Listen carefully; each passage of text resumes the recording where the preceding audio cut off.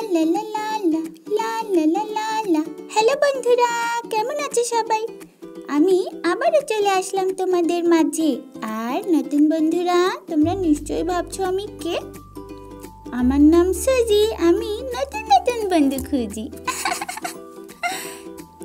সব বন্ধুদের স্বাগতম সুজির সাথে 1 মিনিটে আড্ডাতে। চলো বন্ধুরা, আজকে আমরা একটা গল্প শুনি। এক সময় এমন একটি গোলাপ ছিল যে তার সুন্দর চেহারা নিয়ে অনেক গর্বিত ছিল। তার একমাত্র হতাশা ছিল যে সে একটি কাঁটাযুক্ত ক্যাকটাসের পাশে বেড়ে উঠেছিল। প্রতিদিন গোলাপ ক্যাকটাসকে তার চেহারা নিয়ে অপমান করত, কিন্তু ক্যাকটাস চুপ করে থাকত।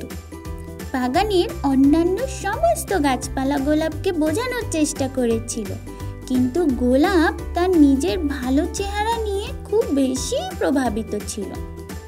কোনো এক গ্রীষ্মকালে বাগানে উপস্থিত কুয়োটি শুকিয়ে গেল এবং গাছগুলোর জন্য কোনো পানি আর অবশিষ্ট রইল না।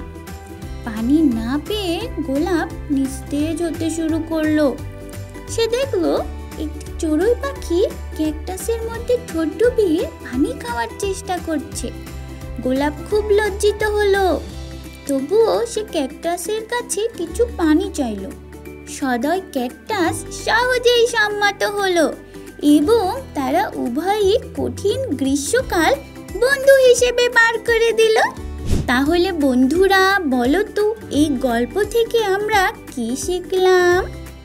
আমরা শিখলাম যে কারোর চেহারা দিয়ে কখনোই কারোর যোগ্যতার পরিমাপ করতে নেই এবং বিপদের বন্ধুই প্রকৃত বন্ধু। তাহলে বন্ধুরা, আজকের মতো আমরা বিদায় নিচ্ছি। দেখা হবে এরপরে অন্য কোনো গল্প বা কবিতা নিয়ে। ততদিন তোমরা সুস্থ থাকো এবং এই গ্রীষ্মকালে বেশি বেশি পানি পান করো। বিদায় বন্ধুরা।